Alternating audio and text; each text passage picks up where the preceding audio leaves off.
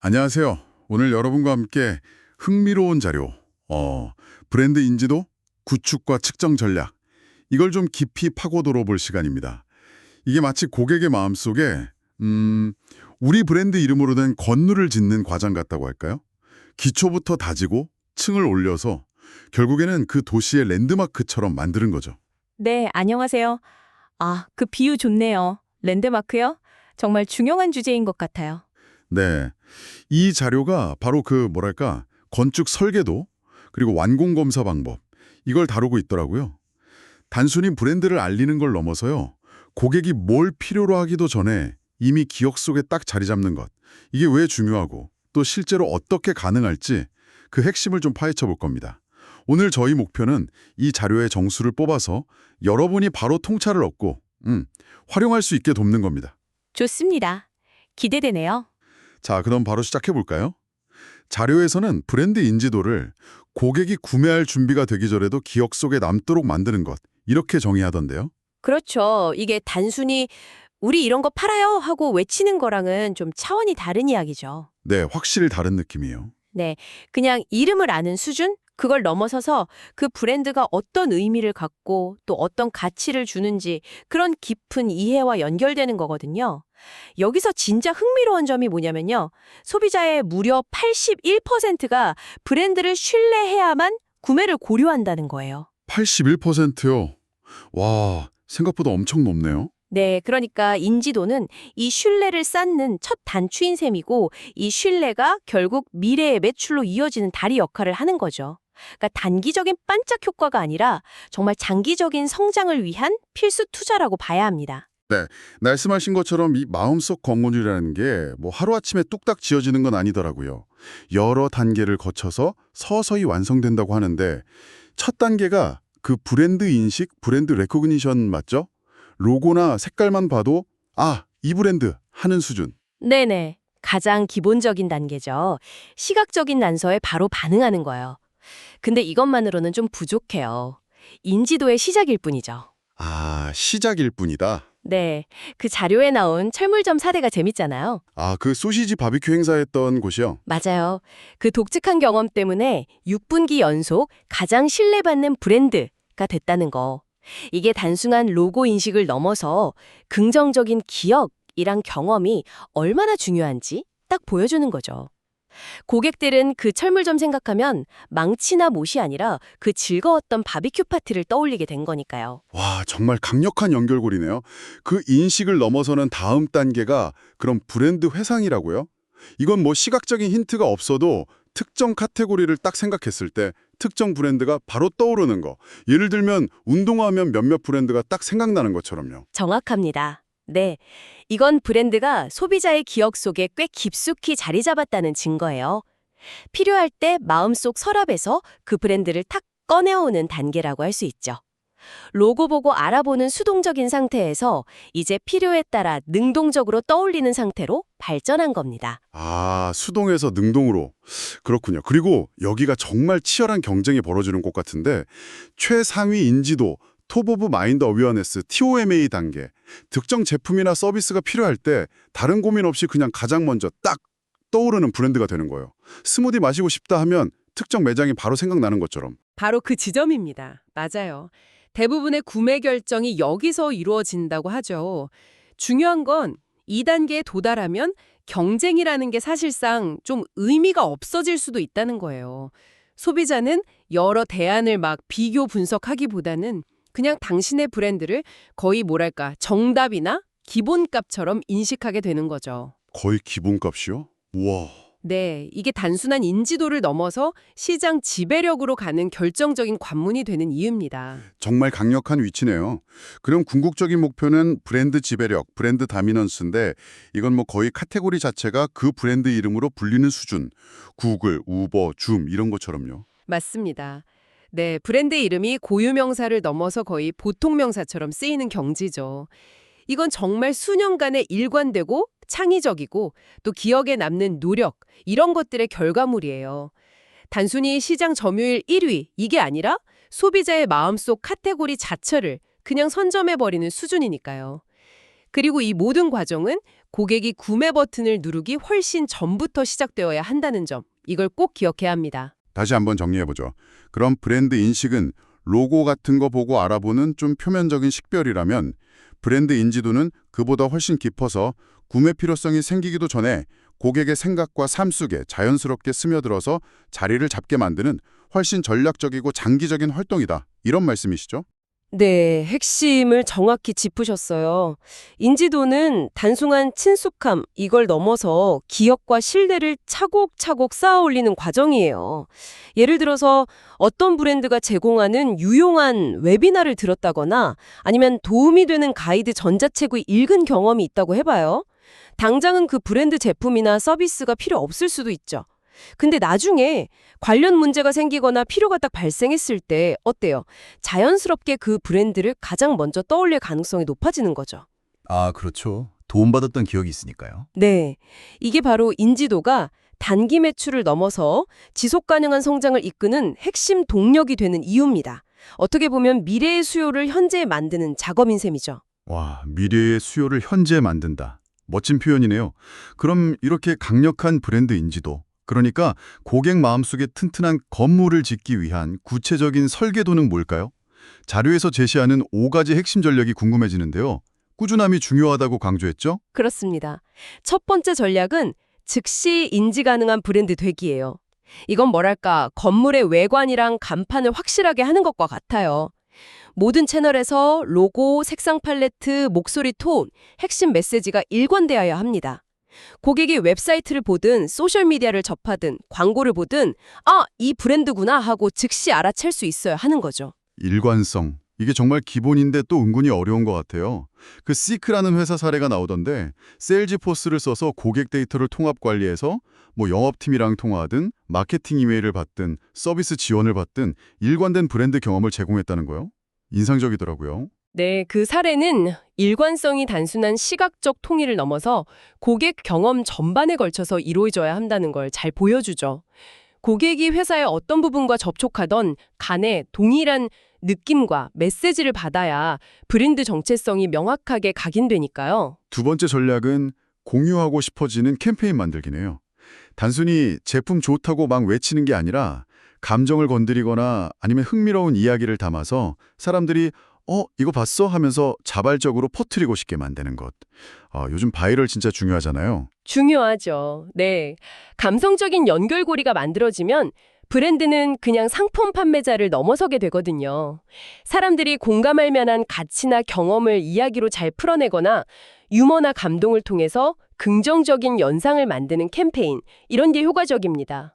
소비자가 스스로 브랜드의 홍보대사가 되도록 만드는 전략이죠. 세 번째는 고객이 있는 곳에 나타나기. 잠재 고객이 시간을 많이 보내는 온라인 커뮤니티나 소셜미디어 플랫폼에 적극적으로 참여하라는 거군요. 단순히 광고만 뿌리는 게 아니라 댓글에 답하고 사용자 제작 컨텐츠 UGC 같은 거 공유하고 대화에 참여하면서 자연스럽게 존재감을 드러내는 방식. 맞아요. 로레알 호주가 세일스포스 소셜 스튜디오 활용해서 온라인 뷰티 커뮤니티에서 실시간으로 소통하고 질문에 답하고 뷰티 팁 공유한 사례가 좋은 예시죠. 이건 단순히 제품 정보를 막 밀어내는 게 아니에요. 커뮤니티의 일원으로서 관계를 형성하고 신뢰를 쌓는 과정인 거죠. 고객이 있는 장소뿐만 아니라 그들의 대화 속에도 자연스럽게 스며드는 게 중요합니다. 네 번째 전략은 판매 이전의 컨텐츠 마케팅으로 신뢰 확보. 이건 아까 말씀하신 그 신뢰 구축이랑 바로 연결되는 것 같은데요. 유용한 정보, 가이드, 팁 같은 컨텐츠를 제공해서 고객의 문제를 해결해주고 전문성을 보여주는 방식이요. 정확합니다. 당장 구매를 유도하기보다는 고객이 정보를 찾거나 문제에 딱 직면했을 때 가장 먼저 찾게 되는 믿을 만한 정보원이 되는 전략이에요. 예를 들어 요리에 관심 있는 사람들에게 유용한 레시피나 요리 팁을 꾸준히 제공하는 식품 브랜드가 있다고 쳐요. 그럼 나중에 관련 제품 살 때 강력한 우선 고려 대상이 될 가능성이 높겠죠. 아, 이 브랜드는 나한테 도움을 주는 전문가야, 이런 인식을 심어주는 거죠. 다섯 번째 마지막 전략은 PR과 파트너십 활용입니다. 긍정적인 언론 노출이나 아니면 우리 브랜드랑 결이 잘 맞는 다른 브랜드 또는 인플루언서와의 협력을 통해서 새로운 잠재 고객에게 다가가는 방법이네요. 네, 신뢰할 수 있는 제3자의 추천이나 언급은 브랜드 인지도랑 신뢰도를 높이는 데 아주 효과적이죠. 중요한 건 파트너십의 진정성이에요. 우리 브랜드 가치랑 잘 맞고 또 타겟 고객이 신뢰하는 파트너를 신중하게 선택해야 합니다. 예를 들어서 지속 가능성을 중요하게 생각하는 브랜드라면 관련 환경단체랑 협력하는 방식이 좋은 시너지를 낼 수 있겠죠. 단순히 노출 늘리는 걸 넘어서 브랜드의 신뢰도를 높이는 기회가 될 수 있습니다. 들어보니까 이 5가지 전략이 각각 따로 노는 게 아니라 서로 막 긴밀하게 연결되어 있어서 시너지를 내야 제대로 효과를 발휘하겠어요. 일관된 모습 1번, 매력적인 이야기 2번, 고객이 있는 곳 3번, 유용한 정보 4번으로 신뢰를 쌓고 또 외부의 도움 5번으로 영향력을 넓히고 와, 이거 정말 오케스트라처럼 조화가 중요하겠네요. 바로 그 점입니다. 이 모든 활동이 조화롭게 딱 어우러질 때 고객의 기억 속에 강력하고 긍정적인 브랜드 건물이 세워지는 겁니다. 단편적인 활동들의 합이 아니라 통합적인 전략의 결과로 나타나는 거죠. 자, 이렇게 공들여서 건물을 짓고 있다면 이게 제대로 지어지고 있는지 얼마나 튼튼한지 확인하는 완공검사, 즉 측정이 필요하겠죠. 단순히 소셜미디어 좋아요 수만 세고 있을 수는 없을 텐데요. 자료에서는 어떤 측정 방법들을 제시하고 있나요? 중요한 질문이죠. 인지도라는 게 사실 눈에 딱 보이는 게 아니라서 측정이 좀 까다로울 수 있잖아요. 그런데 자료는 몇 가지 유용한 방법을 제안하고 있습니다. 크게 2가지 갈래로 나눠볼 수 있을 것 같아요. 하나는 사람들이 우리 브랜드를 어떻게 이야기하고 인식하는지 그 질적인 측면을 보는 방법이고요. 다른 하나는 얼마나 많은 사람들이 실제로 관심을 보이고 반응하는지 양적인 측면을 측정하는 방법입니다. 아, 질적인 측면과 양적인 측면? 좋은 분류네요. 그럼 질적인 측면부터 좀 볼까요? 감성 분석, 센티멘트 어널리시스, 이게 언급되네요. 네, 소셜미디어 게시물이나 온라인 리뷰 같은 데서 고객들이 우리 브랜드에 대해 이야기할 때 쓰는 단어들 있잖아요. 그걸 분석해서 전반적인 여론이 긍정적인지, 부정적인지 아니면 중립적인지 이걸 파악하는 기술이에요. AI를 활용하는 경우가 많죠. 이건 단순히 브랜드가 얼마나 언급되는지를 넘어서 사람들이 브랜드를 어떻게 느끼는지에 대한 중요한 단서를 제공해 줍니다. 여론의 미묘한 변화를 감지하고 마케팅 메시지를 조절하는 데 도움이 될 수 있어요. 사람들이 우리 브랜드에 대해서 어떤 대화를 나누고 있는지 그걸 좀 들여다보는 거군요. 또 다른 질적 측정 방법으로는 소셜미디어 참여도 모니터링이 있겠네요. 단순히 조회수나 팔로워 수가 아니라 댓글, 공유, 토론 같은 실제 상호작용에 주목하는 것.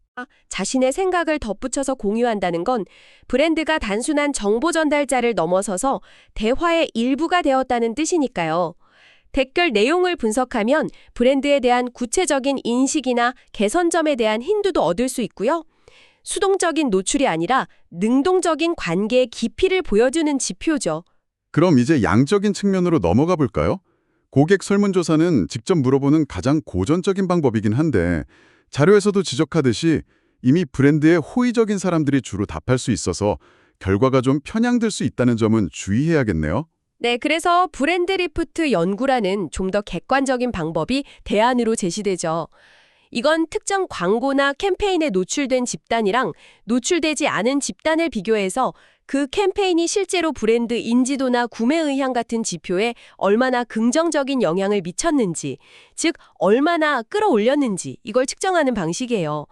제3의 전문 기관이 수행하는 경우가 많아서 편향을 줄이고 특정 마케팅 활동의 순수한 효과를 분리해서 파악하는 데 유용합니다. 아, 캠페인의 실제 효과를 좀 과학적으로 검증하는 방법이군요. 또 다른 양적 지표로는 웹사이트 트래픽 추적이 있네요. 특히 주목할 만한 건 검색창에 직접 브랜드 이름을 쳐서 들어오는 브랜드 검색, 브랜드 서치나 주소창에 바로 URL을 입력해서 들어오는 직접 유입, 다이렉트 트래픽이 늘어나는지를 보는 거라고요. 이름을 직접 검색하거나 사이트 주소를 바로 입력하는 건 고객이 이미 브랜드를 알고 의도적으로 찾아온다는 명확한 증거이기 때문이죠. 이런 트래픽의 증가는 브랜드 인지도가 높아지고 있다는 강력한 신호로 해석할 수 있습니다. 구글 애널리틱스 같은 도구를 통해서 이 트래픽 소스들을 분리해서 추적하는 게 중요해요. 마지막으로 검색 관심도 추적 방법도 있군요. 구글 트렌드 같은 도구를 사용해서 시간이 지남에 따라 우리 브랜드 이름의 검색량이 어떻게 변화하는지 추세를 보는 것. 네, 특정 기간 동안 브랜드 검색량이 증가했다면 그 시기에 진행했던 마케팅 캠페인이나 PR 활동이 인지도 향상에 기여했을 가능성을 시사하죠. 물론 검색량 변화에는 다양한 요인이 작용할 수 있지만 장기적인 추세를 관찰하면 브랜드 인지도의 성장 흐름을 파악하고 어떤 활동이 효과적이었는지 가늠하는 데 도움이 됩니다. 결국 이 측정 방법들을 뭐 하나만 볼 게 아니라 여러 개를 조합해서 종합적으로 판단해야 브랜드 인지도의 실체를 제대로 파악할 수 있겠군요. 사람들이 우리를 어떻게 이야기하는지, 감성 참여도, 실제로 얼마나 관심 갖고 찾아오는지, 웹 트래픽, 검색량, 그리고 우리의 노력이 실제로 변화를 만드는지, 설문 리프트, 이걸 다각도로 봐야 전체 그림이 맞춰지는 퍼즐 같네요. 정확합니다. 각 지표는 퍼즐의 한 조각과 같아요. 전체 그림, 즉 브랜드 인지도의 현주소를 정확히 이해하려면 여러 조각들을 맞춰봐야 합니다. 그리고 이렇게 얻어진 데이터는 단순히 과거의 성과를 확인하는 데 그치는 게 아니라 미래의 전략을 더 날카롭게 다듬기 위한 아주 귀중한 자산이 되는 거죠. 무엇이 효과가 있었고 무엇이 부족했는지를 알아야 더 나은 방향으로 나아갈 수 있으니까요. 그렇다면 기업 입장에서 언제 이런 브랜드 인지도 구축에 특히 집중해야 할까요? 항상 중요하겠지만 뭐 특별히 더 힘을 쏟아야 하는 시점이 있을까요? 아니면 그냥 꾸준히 하면 되는 걸까요? 자료는 명확하게 이야기합니다. 장기적인 성공을 원한다면 브랜드 인지도는 언제 해야 할지 고민할 대상이 아니라 사업 시작부터 항상 전략의 핵심적인 부분이어야 한다고요. 단기적인 판매 활동과는 별개로 꾸준히 지속되어야 하는 뭐랄까 기초공사와 같다는 거죠. 기초공사. 그 비유가 확 와닿네요. 그래도 특별히 더 중요해지는 시점들이 있겠죠? 예를 들어 신제품을 출시하거나 아니면 새로운 시장에 진출할 때는 당연히 인지도를 높이는 게 급선무일 테고요. 물론입니다. 아무도 모르는 새로운 제품이나 브랜드를 고객이 알아서 찾아주길 기대할 수는 없으니까요. 구매를 고려하기도 전에 잠재 고객의 머릿속에 우리 브랜드가 하나의 선택지로 등록될 수 있도록 만드는 작업이 필수적입니다. 또한 경쟁이 막 치열해지거나 기존의 브랜드 이미지를 좀 바꾸고 싶을 때, 즉 리포지셔닝을 할 때도 인지도는 핵심적인 역할을 합니다. 우리가 새롭게 정의한 브랜드의 모습과 가치를 고객들에게 효과적으로 전달해야 하니까요. 흥미로운 점은 매출이 정체되거나 오히려 감소하는 좀 어려운 시기에도 브랜드 인지도가 중요하다고 강조한다는 점이에요. 보통 어려울 때는 당장에 매출 올리는 데 집중하기 쉬운데 오히려 인지도를 통해서 새로운 돌파구를 찾아야 한다. 이런 의미일까요? 버틸 수 있게 해주는 중요한 힘이 되거든요. 당장의 구매 의사가 없는 잠재 고객들에게도 꾸준히 브랜드 가치를 전달하고 긍정적인 인식을 심어두면 그들이 미래의 고객이 될 가능성을 높여주기 때문입니다. 또 강력한 브랜드 인지도는 가격 경쟁에서 어느 정도 좀 자유로워지고 위기 상황에서도 고객의 신뢰를 유지하는 데 도움을 줄 수 있고요. 리브랜딩 시에도 마찬가지예요. 단순히 로고 바꾸는 행사가 아니라 변화된 브랜드의 본질을 알리고 다시 신뢰를 쌓아가는 과정이 필요하고 여기서 인지도는 핵심적인 역할을 하죠. 오늘 브랜드 인지도, 구축과 측정 전략 자료를 통해서 정말 많은 것을 배웠습니다. 브랜드 인지도는 단순히 이름을 알리는 수준을 넘어 고객의 기억 속에 깊이 파고들어서 신뢰를 얻는 정말 장기적이고 전략적인 과정이라는 것. 그리고 이것이 지속 가능한 성장을 위한 핵심 동력이라는 점을 다시 한번 확인했네요. 일관성, 매력적인 스토리텔링, 고객과의 진정성 있는 소통, 가치 있는 컨텐츠 제공, 그리고 현명한 파트너십이 중요하고 이 모든 노력의 성과를 꾸준히 측정하고 개선해 나가야 한다는 것까지요. 결국 시간이 흘러도 사람들의 기억 속에 굳건히 자리 잡는 브랜드가 장기적으로 승리한다는 것이 이 자료가 우리에게 던지는 핵심 메시지입니다. 당장의 판매 수치에만 몰몰되기보다는 미래의 수요를 창출하고 시장 변동성에도 흔들리지 않는 단단한 입지를 구축하면서 고객이 필요를 느꼈을 때 가장 먼저 떠오르는 이름이 되고 싶다면 이 브랜드 인지도 구축에 대한 투자는 결코 건너뛸 수 없는 필수 과정인 거죠. 자, 이제 여러분께 마지막으로 질문 하나를 던지면서 마무리할까 합니다. 오늘 나눈 이야기들을 바탕으로 한번 생각해 보세요.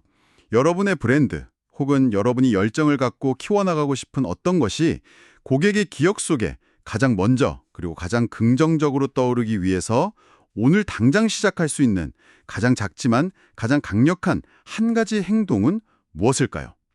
뭐 거창한 계획이 아니어도 좋습니다. 꾸준히 실천할 수 있는 작은 씨앗 하나가 미래에는 울창한 숲을 만들 수도 있으니까요. 한번 고민해 보시면 좋겠습니다. 오늘 저희와 함께 깊이 있는 탐구를 해주셔서 감사합니다. 다음에도 흥미로운 자료 분석으로 다시 찾아뵙겠습니다.